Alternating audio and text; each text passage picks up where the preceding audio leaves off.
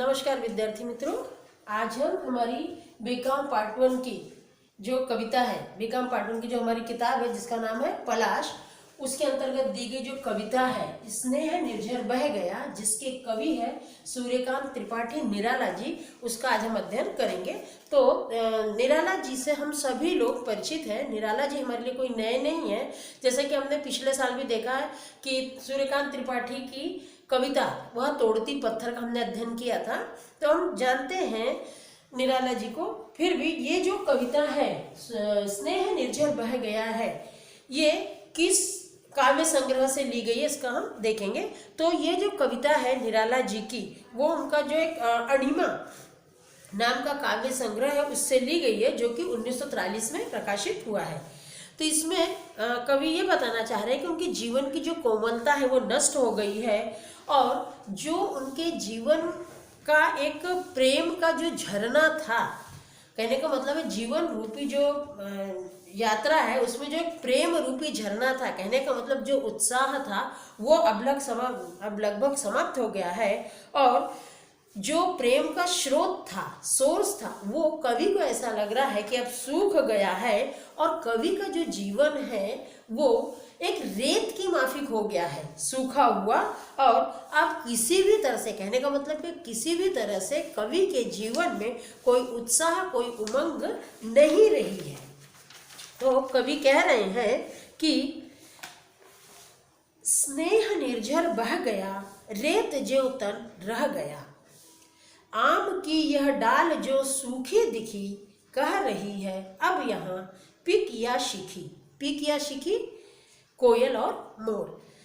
नहीं आते पंक्ति मैं वह हूँ लिखी, नहीं जिसका अर्थ जीवन दह गया। अर्थात कवि क्या बताना चाह रहे हैं इन पंक्तियों में? कवि अपने जीवन की व्यथा इन पंक्तियों के माध्यम से व्यक्त कर रहे हैं, और वे प्रतीकात्मक रूप से कहना चाहते हैं कि जब वे अपने जीवन में खुशहाल थे, और जीवन में खुशहाल कब थे? जब उनका यौवन काल था। उस समय चूंकि जब उनका यौवन काल था तो क्या था, उस समय उनके बहुत सारे मित्र थे, बहुत सारे लोग उनके आसपास हुआ करते थे, जिससे उनका पूरा जीवन खुशहाल था। ठीक उसी तरह जिस तरह से आम की डाल पर, जब आम का पेड़ हरा भरा होता है तो आम की डाल पर कोयल और मोर आकर बैठते हैं, लेकिन जब वह सूख जाता है, सूखी डाली होती है, तो कोयल और मोर भी वहाँ जाना छोड़ देते हैं। उसी तरह से कवि बता रहे हैं कि शायद मेरे जो संगी साथी है उन्होंने भी, अब जो मेरा यौवन काल ढल गया है और अब मेरा जो वृद्धावस्था का काल आया है, तो उसमें मेरे लोगों ने मुझे अकेला छोड़ दिया है। या कि कवि को ऐसा लग रहा है कि ये जो बाकी मेरे मित्र है, संगी साथी है, ये लोग अब मेरी उपेक्षा करने लगे हैं। अब निराला जी आगे कह रहे हैं कि मैं उन पंक्ति के समान हूँ, उस वाक्य के समान हूँ जो लिखा तो गया है लेकिन उसका कोई भी अर्थ नहीं है, अर्थात तो मीनिंगलेस है। अर्थात मैं भी अब समाज के लिए अर्थहीन हो गया हूँ, निरर्थक हो गया हूँ। और कवि कह रहे हैं कि मेरा जो जीवन है अब उस जीवन का कोई भी मतलब नहीं रहा है, या कि मतलब हो भी, लेकिन समाज के लोग उसका मतलब समझना नहीं चाहते हैं। तो कवि को बार बार यही लग रहा है कि अब मैं समाज के लिए निरुपयोगी हो गया हूँ। दिए हैं मैंने जगत को फूल फल, किया है अपनी प्रभा से चकित चल, पर अनश्वर था सकल पल्लवित पल, ठाठ जीवन का वही जो ढह गया है। अब कवि आगे के छंद में क्या कह रहे हैं कि जिस तरह से आम की डाली ने अपने अच्छे समय में, जैसे कि कवि ने जो संदर्भ दिया है सूखे आम के पेड़ का दिया है, तो उसी संदर्भ को आगे बढ़ाते हुए कह रहे हैं कि जिस समय आम का पेड़ हरा भरा था, उस समय उस आम के पेड़ ने समाज को बौर भी दिए हैं, फूल भी दिए हैं और फल भी दिए हैं, अर्थात वह समाज के लिए उपयोगी था। ठीक उसी तरह मैं भी जब यौवन काल में था तो मैंने अपनी रचनाएं समाज को प्रदान की है, अर्थात मैं भी फूल और फल की तरह समाज के लिए उपयोगी था। मैंने अपनी प्रतिभा और बुद्धिमत्ता और अपने कौशल्य से कई बार समाज के लोगों को हैरान भी किया है और अपनी रचनाओं से समाज के लोगों को प्रभावित भी किया है और इस पूरे समाज में अपनी रचनाओं के माध्यम से, अपनी कलम के माध्यम से हलचल भी मैंने मचा दी है।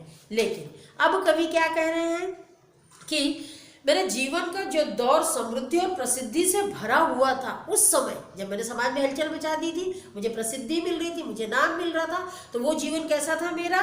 प्रसिद्धि से हरा भरा था, भरा हुआ था। तो उसकी तुलना उन्होंने कैसे की है कि जो आम की डाली है वो पत्तों से जब लदी हुई थी, वो समय आज भी याद है कि उस समय लोग किस तरह से मुझे महत्व दिया करते थे, वो भी आज मुझे याद है और आज भी वो मेरी स्मृति में अंकित है।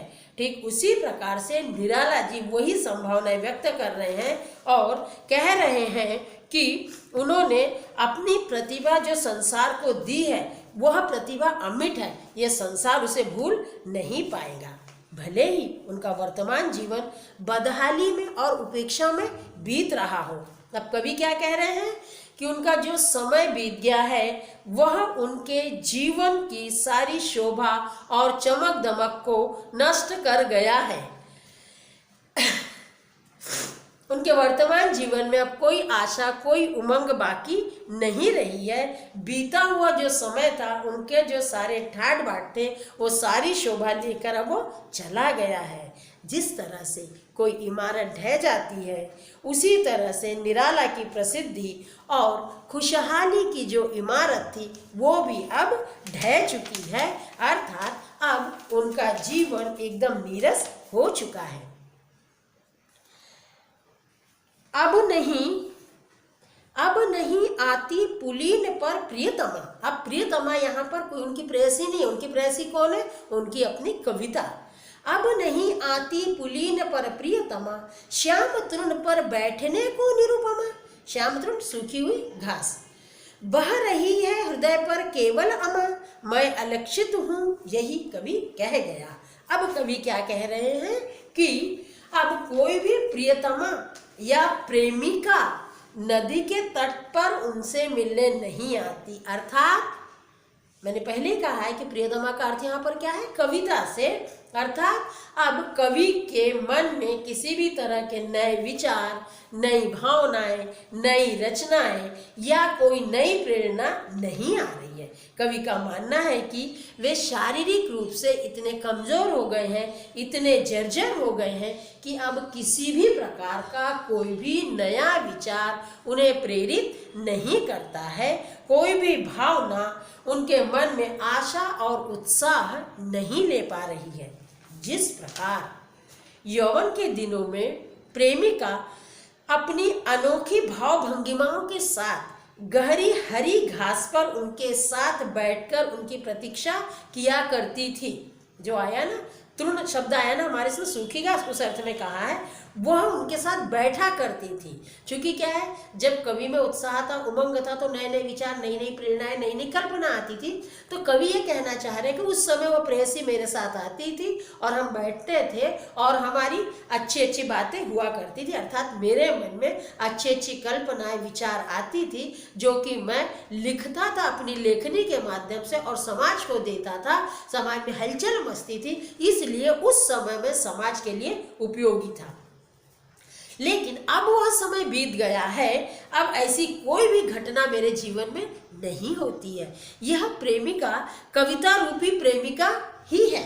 नहीं तो आपको लगेगा कि कवि के जीवन में अभी कैसे कोई प्रेमिका आ गई, तो कवि अपनी कविता से ही प्रेम कर रहे हैं और अपनी कविता को वो अपनी प्रेमी, अपनी प्रेयसी मान रहे हैं, जो कि उनके अच्छे दिनों में साथ दिया करती थी, उनके यौवन के दिनों में उनके साथ थी और अब जब उनकी वो प्रतीक्षा किया करती थी। लेकिन अब जैसे जैसे कवि की उम्र ढल रही है, तो उनका बोलना है कि उनकी प्रेयसी ने, अर्थात उनकी प्रेयसी के रूप में उन्होंने कविता को कहा है, उनकी जो कविता है उस कविता ने भी उन्हें त्याग दिया है। अर्थात उनके मन में किसी भी प्रकार की अब नई कविताएं नहीं आ रही है, नई कल्पनाएं नहीं आ रही है।